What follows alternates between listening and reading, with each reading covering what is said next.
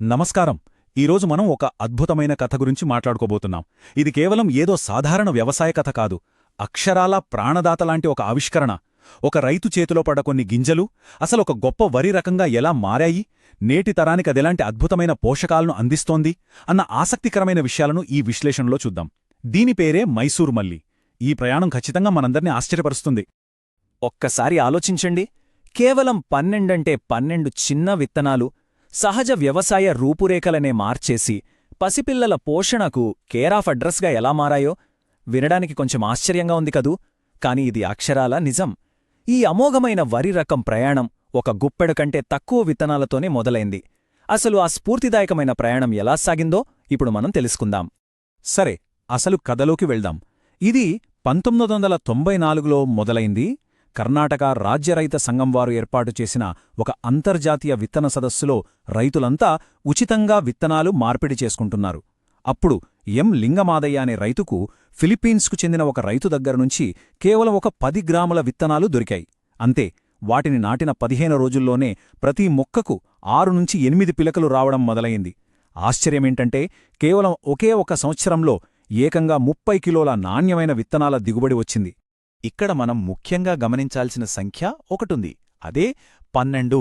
అవునండి, ఆ ఫిలిప్పీన్స్ రైతిచ్చిన 10 గ్రాముల విత్తనాలను లింగమాదయ్య గారు ఎంతో జాగ్రత్తగా నాటితే అందులో మొలకెత్తినవి ఖచ్చితంగా 12 విత్తనాల మాత్రమే.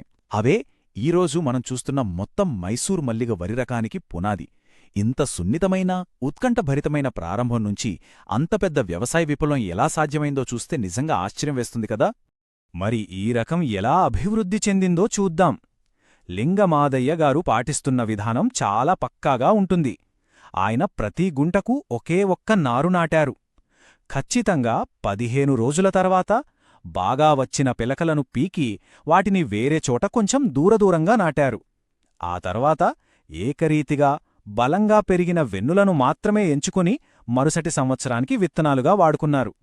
ఇలా పదే పదే అత్యుత్తమైన వాటిని ఏరి నాటడం వల్లే ఈ అద్భుతమైన రకం బతికి బట్టకట్టింది. ఇక్కడ ఇంకో గొప్ప విషయమేంటంటే వారు రసాయనాల జోలికే వెళ్లలేదు. ఆ ఫిలిప్పీన్స్ రైతు ఇచ్చిన సలహా మేరకు లింగమాదయ్య గారు పూర్తిగా సేంద్రియ పద్ధతులనే నమ్ముకున్నారు.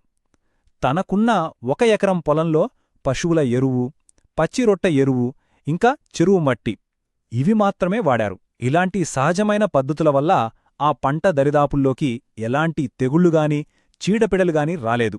నిజంగా సురక్షితమైన, స్థిరమైన వ్యవసాయానికి ఇదొక అద్భుతమైన ఉదాహరణ.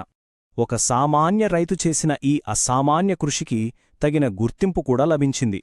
ఈ మైసూర్ మల్లిగ రకం ఎకరానికి ఏకంగా 36 క్వింటాళ్ల దిగుబడినిస్తోంది. పైగా ఇది చాలా తక్కువ సమయంలో చేతికొచ్చే పంట. వ్యవసాయ రంగంలో ఆయన చేసిన ఈ అద్భుత ఆవిష్కరణను గుర్తిస్తూ గ్రీన్ ఫౌండేషన్ వారు లింగమాదయ్య గారిని ప్రతిష్టాత్మక బీజమిత్ర అవార్డుతో సత్కరించారు. అయితే ఇదంతా అప్పుట్లో జరిగితే ఇప్పుడు పరిస్థితేంటి? ఆధునిక కాలంలో ఈ పవిత్రమైన విత్తనం ఎలా సాగవుతుందో చూస్తే మహారాష్ట్రకు చెందిన ప్రముఖ వ్యవసాయవేత్త సుభాష్ పాలేకర్ గారు సూచించిన ఆధ్యాత్మిక, ప్రకృతి వ్యవసాయ పద్ధతులను నేటి రైతులు పాటిస్తున్నారు.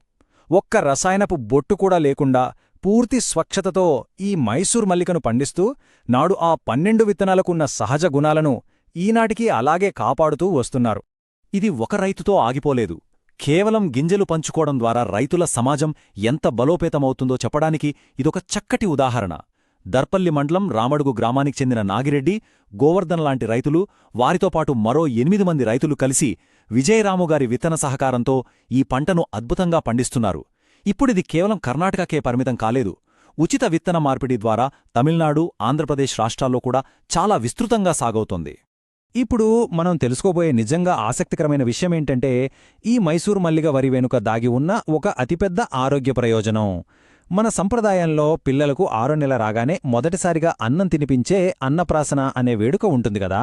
ఈ ప్రత్యేకమైన బియ్యాన్ని ఖచ్చితంగా ఆ అన్నప్రాసన సమయంలోనే ఎందుకు వాడతారంటే అందులో ఉన్న అపారమైన పోషక, ఔషధ విలువల వల్లే. అసలు పిల్లలకు ఇదెందుకంత మంచిది అంటే ఈ బియ్యం చాలా తెల్లగా, సన్నగా ఉంటాయి. మనకు తెలిసిందే, పసిపిల్లల జీర్ణవ్యవస్థ చాలా సున్నితంగా ఉంటుంది. వాళ్లకు సులభంగా అరిగే ఆహారం కావాలి. ఈ మైసూర్ మల్లిగ బియ్యం చాలా త్వరగా, తేలికగా జీర్ణమైపోతాయి. అందుకే 6వ నెలలో పాలు మాత్రమే తాగే దశ నుంచి గట్టి ఆహారం తినే దశకు మారే ఆ కీలక సమయంలో దీనిని మొదటి ఆహారంగా పెట్టడానికి అంత ప్రాధాన్యత ఇస్తారు. ఇంకో విషయమేంటంటే పిల్లలు దీన్ని భలే ఇష్టంగా తింటారు కూడా. ఇక్కడ మనం ఇంకో ముఖ్యమైన ఆయుర్వేద ఆరోగ్య రహస్యాన్ని అర్థం చేసుకోవాలి. మన శరీరం సప్తధాతువులు అంటే 7 రకాల ముఖ్యమైన కణజాలాలతో తయారవుతుంది. ఆశ్చర్యకరమైన విషయమేంటంటే ఈ సప్తధాతువుల ఆరోగ్యకరమైన ఎదుగుదలకు ఈ మైసూరు మల్లిగ బియ్యం అద్భుతంగా సహాయపడుతుంది. పెరుగుతున్న వయసులో పిల్లల శరీరానికి అవసరమైన సంపూర్ణ పోషణను ఈ ఒక్క వరి రకమే అందించగలదు అంటే అతిశయోక్తి కాదు. సో ఇక్కడ అత్యంత కీలకమైన పాయింట్ ఏంటంటే ఇది కేవలం కడుపు నింపే ఆహారం మాత్రమే కాదు, ఒక అసలు సిసలైన సూపర్ ఫుడ్.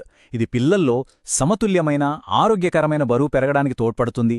వారి సంపూర్ణ శారీరక వికాసానికే కాదు, బుద్ధి వికాసానికి, తెలివితేటలు చురుకుగా పెరగడానికి కూడా ఇది గొప్పగా పనిచేస్తుంది. ఎలాంటి అనారోగ్య సమస్యలు లేకుండా మన పిల్లలు బలంగా ఎదగడానికి ఇదొక గొప్ప వరం అనడంలో ఎలాంటి సందేహం లేదు. దీని పండించే క్షేత్రస్థాయి రైతులు అత్యంత మక్కువతో చెప్పే మాట ఒకటి ఉంది: రాబోయే తరాల పిల్లలకు జీవితకాల ఆరోగ్యం, చురుకైన తెలివితేటలు సొంతం కావాలంటే వారికి సహజసిద్ధంగా పండించిన మైసూర్ మల్లిగ బియ్యాన్ని అందించండి. భావితరాల ఆరోగ్యం మీద ఆ రైతులకున్న అపారమైన ప్రేమను ఈ మాటలు స్పష్టంగా చెబుతున్నాయి కదూ. ఇదంతా విన్న తర్వాత మనమందరం ఒకసారి ఆలోచించాలి. ఎలాంటి వ్యాపార ప్రయోజనాలు లేకుండా ఉచితంగా విత్తనాలు పంచుకోవడం వల్ల, ప్రకృతికి మేలు చేసే సేంద్రియ పద్ధతులను వాడడం వల్ల ఇంత అద్భుతమైన సూపర్ ఫుడ్ తయారైతే, ఆ రైతుల చేతుల్లో ఉన్న ఆ గుప్పెడు విత్తనాల్లో మన ఆరోగ్యానికి సంబంధించిన ఇంకెన్ని పరిష్కారాలు దాగి ఉన్నాయో కదా. మన మూలాలను, స్థిరమైన వ్యవసాయం గొప్పదనాన్ని గుర్తించాల్సిన సమయమిది. ఈ అద్భుతమైన విశ్లేషణను ఇక్కడితో ముగిద్దాం. మరో ఆసక్తికరమైన అంశంతో మళ్ళీ కలుద్దాం.